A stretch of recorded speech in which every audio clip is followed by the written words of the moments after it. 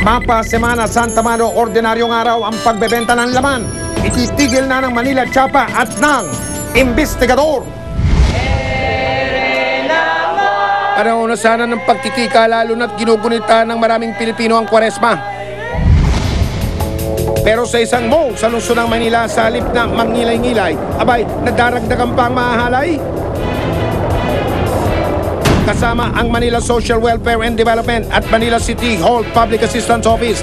Isang rescue operation ang kagad ikinasa ng mga otoridad sa lungsod ng Maynila.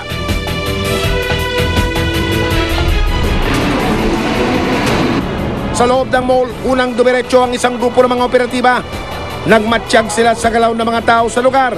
Sino-sino nga ba ang dapat mangumpisal sa kanilang kasalanan? Sa labasan naman ng mall, pumesto ang iba pang mga operatiba. Baka kasi may makatakas na hudas na dapat daw managot sa reklamo. Ilang sandali pa isang babae ang lumapit sa aming asset at tila may binulong sa kanya. Ano kaya ang mga huling salita ng nasabing Eva? Tanong niya kami kung gusto raw namin gumimik. May babae raw siya, 400 lang daw, bata pa. Tapos naganap siya ng mga babae sa loob ng palaruan. Tapos sabi niya, pwede rin daw siyang sumamang gumimik. Ay sus, si ate gimikera rin pala. Sabi nila, sa hotel na lang daw kami magkita, tapos na mag-check-in. Kaya sinundan na lang namin siya, sama ng dalawang babae. Sinundan namin ang lugar na kanilang pupuntahan. Pero bago pa sila makarating sa pintuan ng kakaibang langit, tila bumaba na sa lupa ang mga otoridad para imbitahan sila sa presinto.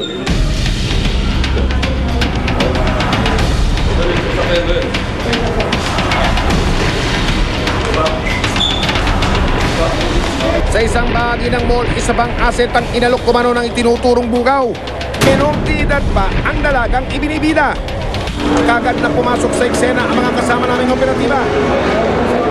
Ate, ano ginagawa niyo dito? Ha? Kumakain lang. Kumakain lang. Pero tumangging mangumpisa lang itinuturong bugaw umano sa lugar. Ano ang masasabi mo na nag-aalok ka ng mga minor de edad? Hindi naman po ako nag-aalok ng Pero sa aming surveillance video, kayo ito oh.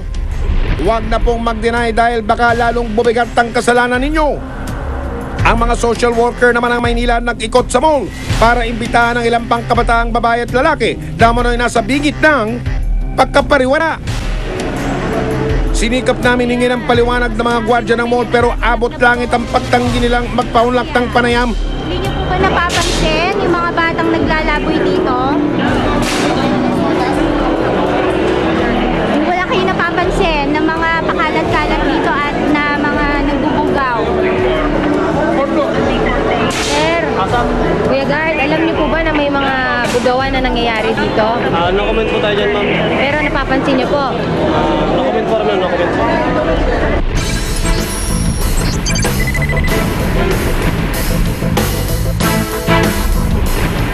Sa tanggapan ng Manila Chapa, sumailalim sa masusing investigasyon ng mga inimbitahan. 15 po lahat yan sa mga na-rescue natin na puro kabataan. Ang ilan sa kanila nangumpisal sa nagawang pagkakamali. Yun po, minsan naglalaro. Minsan pag may nagtatanong na customer yun. Tapos pag may mga babaeng lumalapit sa amin na tinatanong po kami kung meron pong gimmick ko yun, papahanap po sila sa amin. Ang buntis na aling na una naming naidokumento, hindi rin itinanggi ang reklamo. Inamin ko, dumidiskarte ako para makabayad ng utang, ng pangkain sa araw-araw. Inamin ko naman dumidiskarte ako, pero hindi ako nagbubugaw. Sariling diskarte ko po yun. Pero ale, labag po sa batas ng tao at batas ng Diyos ang magkalakal ng mga minor de edad sa prostitusyon. Sumailalim sa dental check-up ang ilan sa mga naimbitahang dalaga at binata. Sa pagsusuri, malinaw raw na menor de edad ang ilan sa kanila. Ranging from 13 years old to 17 years old. Ang mga kabataan kinausap ng masinsinan ng mga social worker. Matinding sermon ang inabot. Pero naway kapulutan daw ito ng aral para wag silang maligaw ng landas. Hindi sila nag-aral dahil daw doon sa kanilang sitwasyon sa buhay. Ang magulang naman ay wala po silang tamang panahon para ang kanilang mga anak naman ay gabayan. Sa pagsusuring medikal, nakakabahala ang naging bunga ng pagbebenta nila ng laman. Na-confirm na 2 doon ay positive sa sexually transmitted disease. So ito po ay binigyan natin kaukulang atensyon, in-endorse namin sa mga doktor, dinala natin sa Reception and Action Center. Tila bakas naman ang pagsisisi sa ilan sa kanila. Pero ang mga itinurong nagbugaw kumano sa mga biktima, may pagbabayaran daw na malaking kasalanan. Doon po sa 5 na inasunto natin, yung 2 po ron, inasunto ko natin ng violation ng Republic Act 7610, Section 5, child abuse po ito. Ang parusa ho nito permanenteng kulong habang buhay. Ayon naman sa pamunuan ng mall, may panuntunan silang ipinatutupad para mapigilan ang prostitusyon sa loob ng kanilang gusali. Pero aminado silang sadyang mahirap bantayan ng mga bugaw na pasaway. Pag pumasok sila, para silang mga shoppers din.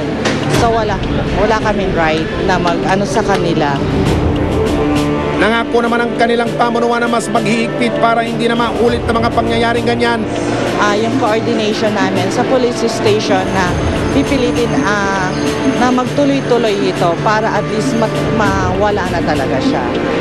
Naway maging panahon din ito para mapagnilay-nilayan ng ating mga kababayan at mga otoridad ang solusyon sa prostitusyon.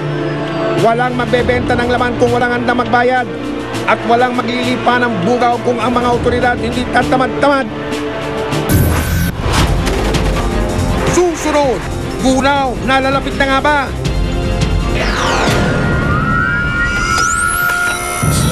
Bago ang outing, problema naman